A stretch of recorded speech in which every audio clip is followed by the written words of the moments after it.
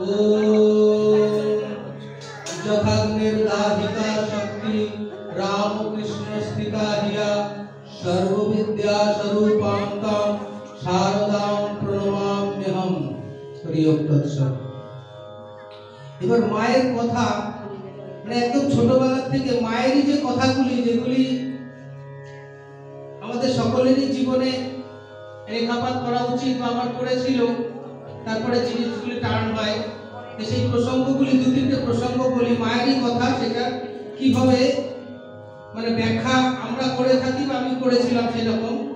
আমি যখন ছোটবেলা থেকে বেলুড় মঠে আসতাম, তো আমার গঙ্গার ওপারে বাড়ি ছিল, আমি কি করতাম সিঁথির মোড়ে নামতাম, সিঁথির মোড়ে নেমে আর একটু একটু একটু শান্ত থাকতে হবে, সিঁথির মোড়ে নেমে গঙ্গা পার হয়ে ওই দিকটা দিয়ে ঢুকতাম, কুঠিঘাট দিয়ে ঢুকতাম। তো সেখানে পরবর্তীকালে আমরা নতুন কর্মচারীরা যেখানে থাকতাম, পিপিটিসি বলে প্রি প্রফেশনাল ট্রেনিং সেন্টার, ওর ভেতরে যেটা এখন বর্তমান আরোগ্য ভবন, বৃদ্ধ অসুস্থ সাধুরা থাকে, তো সেইখানটাতে কেন জানি মনে হতো আমি ঢুকে যেতাম, ঢুকে প্রণাম করতাম। তো সেইখানে যে ফটোটি আছে সেটা একটা মায়ের একটা তৈলচিত্র, বেশ বড় আকারের তৈলচিত্র আছে। তো সেই তৈলচিত্রের নিচে মায়ের একটি ছোট্ট কথা আছে, ভাববে আর কেউ না থাকুক তোমার একজন মা আছে। এটাকে কিভাবে আমরা ভাববো? মা কিন্তু বলেনি যে তোমার একজন মা আছে, ভাববে। তার মানে আমরা যদি ভাবি তবেই মা আছে, না ভাবলে কিন্তু মা নেই। যতক্ষণ আমরা ভাববো যে সত্যি আমার একজন মা আছে, তখনই কিন্তু আমার দুঃখ কষ্টের নিবারণ হবে। এটাকে ভাবা মানে এটাকে বোধ করা বা রিয়ালাইজেশন করা। তা না থাকলে মা তো ইউনিভার্সাল, সকলেরই আছে, তাহলে আমাদের দুঃখ কষ্ট কেন যাচ্ছে না? মানে আমরা যতক্ষণ না ভাববো মানে একদম একাত্ম বোধ করবো যে আমারই মা, যখন শিশু যখন মনে করে যে আমারই মা, তখনই কিন্তু মা তার সমস্ত দুঃখ কষ্ট নিবারণ করে। এই যে কথাটি ছিল, এটাকে আমি এইভাবে করে ব্যাখ্যা করতাম যে আমরা তো দুঃখ কষ্ট পাচ্ছি, কিন্তু ঠিক সেই সময় মাকে ভুলে থাকছি। হঠাৎ করে যে মনে পড়ছে তো মা আছে, এরকম হঠাৎ করে মনে পড়লে কিন্তু সত্যিকারের অনেক দুঃখ কষ্ট বা জ্বালা যন্ত্রণা নিবারণ হয়। এটা আমি ব্যক্তিগত দেখেছি, কারণ এমন কঠিন কঠিন কিছু কাজ এই জীবনে করেছি মায়ের অনুপ্রেরণাতে, হঠাৎ করে হয়তো বিস্মৃত হয়ে গেছি, মানে একদম নিশ্চিত কিন্তু পরে ভাবি না আমার তো একজন মা আছে, সাথে সাথেই কিন্তু সেই দুঃখ কষ্টগুলি নিবারণ হয়েছে। তাহলে এই যে একটি ছোট্ট, এটা মায়েরই উক্তি, কিন্তু আমাদের সেইভাবে ভাবায়নি। যার ভাবাবে তার জীবনটাও সেই রকম ভাবেই মা পরিবর্তন করে দিতে পারে, যে ভাববে আর কেউ না থাকুক একজন মা আছে। মানে আমাদের সবসময় ভাবতে হবে, যেটাই বেদান্তের দৃষ্টিতে স্মরণ মনন বলছে, যে সবসময় স্মরণ মনন করা, মানে হাতে কাজ করি যা কিছু করি মনে ভাবতে হবে যে আমার পিছনে একজন মা আছে, আমার কোনো ক্ষতি হবে না। এই গতকালকে এর মধ্যে একটি প্রসঙ্গ পড়া হয়েছিল, আজকাল তো বই বেশি পড়া হয় না, হোয়াটসঅ্যাপেই আসে। এক শিষ্য সে তার কিছু উন্নতি হচ্ছে না, মাকে বলছে মা তুমি আমার মন্ত্র ফেরত দাও। মা বলছে তা হয় নাকি? বলছে না, মন্ত্র ফেরত দাও, আমি তো তোমার যে মন্ত্র নিয়েছি আমি কিছু করতে পারছি না, তুমি মন্ত্র ফেরত দাও। ছোট বয়সী বাচ্চা বলছে ঠিক আছে বাবা, আমি তোমার মন্ত্র ফেরত নিলুম।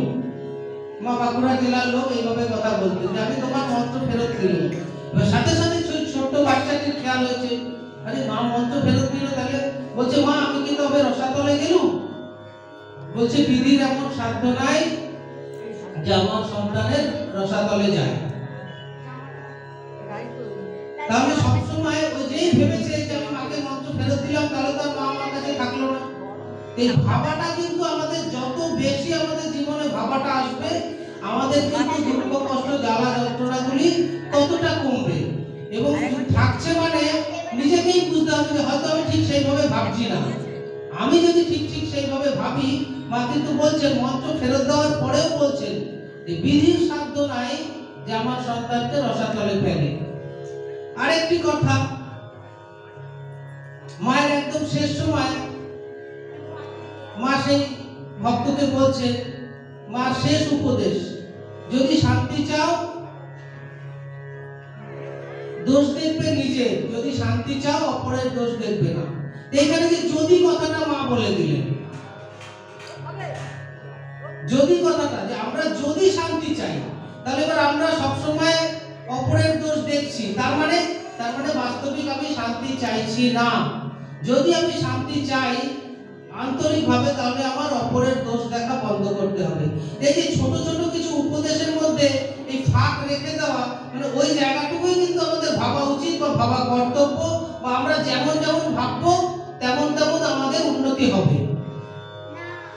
নবম অধ্যায়ে ভগবানও শ্রীমদ্ ভগবদ গীতাতে সেরকম বলছেন যে যথামাম প্রপদ্যন্তে তাং ততৈব ভজাম্যহম, মানে একই রকমের ফল হবে না, ফলটা কিন্তু একই রকমের সকলের হবে না।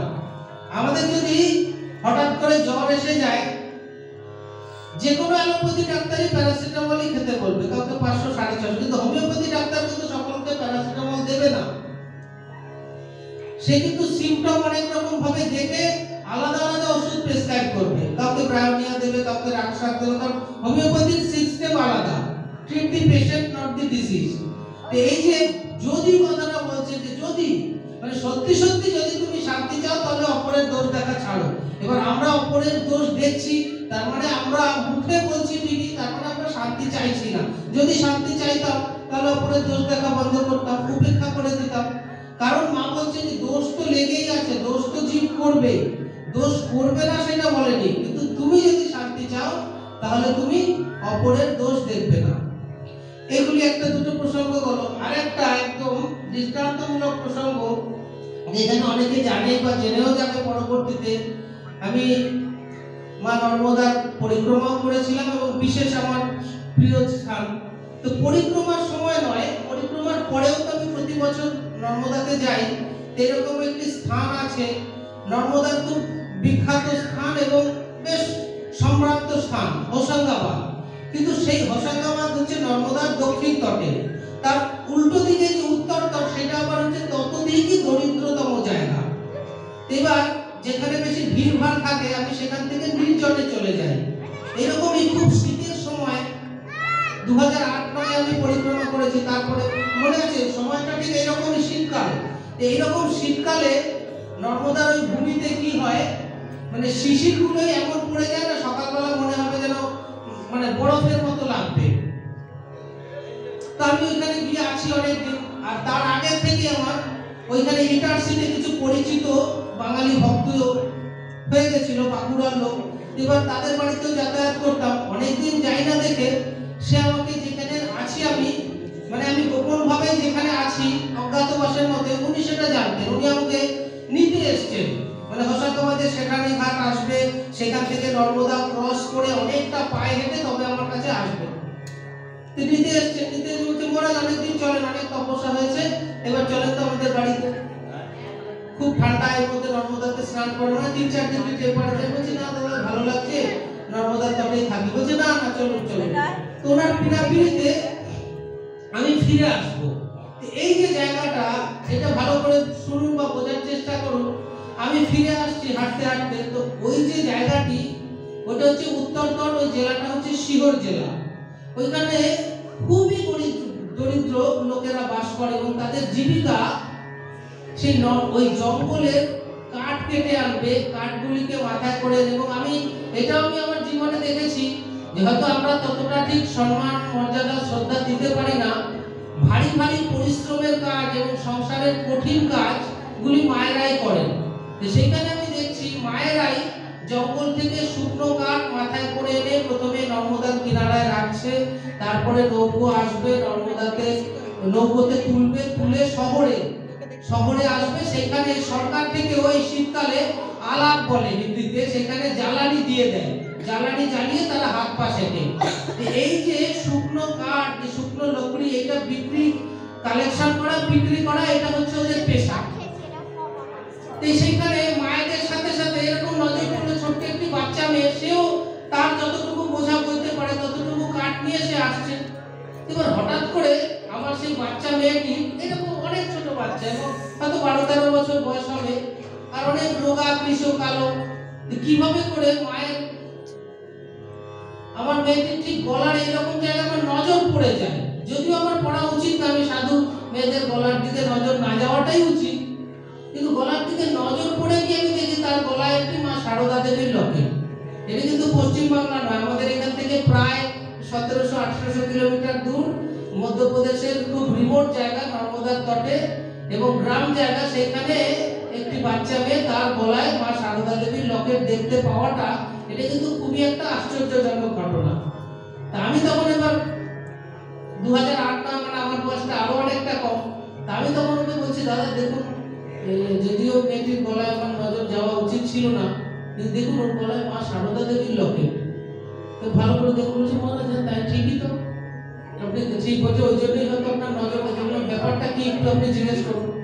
তো ওই অঞ্চলে হিন্দি ভাষার যে টার্মগুলি থাকে, মালওয়া, নিমার, এইসব একটা আলাদা আলাদা টার্ম থাকে না প্রত্যেকটা জায়গার।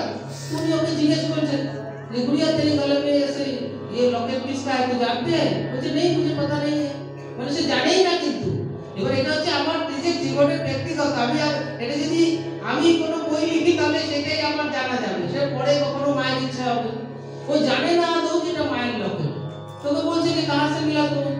तो बोलছে कि फसल काटने के बाद बड़े बूढ़े के साथ तुम्हारे बंगाल में गंगा सागर की मेला होता है ना, वहां पे आया था, तो मेला में बिक रहा है, तो मैं हमको अच्छा लगा, हम पढ़े। এবার জিনিসটা হচ্ছে কি যে একটা মেলাতে অনেক লকেট বিক্রি হয়, মা কালীর লকেট থাকবে, মা সারদা, বিভিন্ন রকম রাম সীতার লকেট থাকে, শ্রীকৃষ্ণের লকেট থাকে, হনুমানজির লকেট থাকে, এবং যারা বাংলার বাইরে অন্য হিন্দি বেল্টে তাদের কিন্তু এরকম রাম সীতা, ভগবান শ্রীকৃষ্ণ, রাধা কৃষ্ণ, হনুমানজি এগুলি ফেভারিট হয়, এই সমস্ত লকেটই থাকে। নিজের পক্ষে লোকনাথ বাবা থাকতে পারে, সাই বাবা থাকতে পারে, মা সারদা দেবীর লকেট আছে, কিন্তু সেগুলি যারা মাকে জানে বা বিশেষ করে বাঙালি বা যারা মার দীক্ষিত তারাই কিনবে। কিন্তু ওই বাচ্চা মেয়েটি ওই লকেটটি ভালো লাগে এবং সে ওইটি কিনে গলায় ধারণ করে আছে, না জেনে সম্পূর্ণ যিনি কে। এটাও কিন্তু এই যে না জেনে অজান্তেই যে করছে, তাতে কিন্তু ওর মার কল্যাণী হবে, মানে মার প্রতি কোনো না কোনো ভাবে ভালোবাসাই ওর এসছে। আমরা যদি এখান থেকে নিজেকে জিজ্ঞাসা করি যে আমরা যদি কোনো মেলায় যাই, যে ভগবান বা যে দেবদেবী যাকে আমি চিনি না, জানি না কে এটা, সেটাকে কিনে আমরা গলায় ধারণ করতে পারবো? আমাদের কতটা শ্রদ্ধা, ভক্তি, বিশ্বাস টিকবে কি? সেই মেয়েটি টিকেছে। সে নিজে নিজে বলছে মুঝে পাতাই নেই এই কিসকা। তারপরে আমি বললাম যে ওকে একটু বুঝিয়ে বলেন, বা আমাদের তাহলে ছোট ছোট কার্ড থাকতো, তাও বাংলার বাইরে লোকে চেনেও না। আজকে যেরকম কার্ড দিয়েছে, স্বামীজিকে অনেকেই চিনতে পারে, স্বামী বিবেকানন্দ বলছে হ্যাঁ এই তো পাতা স্বামীজি, বাকি তো ঠাকুরদের ঠাকুরমা এখনো অনেক রিমোট গ্রামে বা ওই সত্যি মেয়েটি অকপটে স্বীকার করেছে যে মুঝে পাতাই নেই এই কিসকা। এরকমও কিন্তু মানে অজান্তেই কিন্তু ঈশ্বর বা ভগবান যারা অবতার কল্প পুরুষ, তারা কিন্তু জীবের কল্যাণ অজান্তেই করে। মানে তুমি চাও বা না চাও, আমি রজনীকান্ত সেনের গান আছে এই বইতে, আমি তো তোমারে চাইনি জীবনে, তুমি অবাকারে চেয়েছো।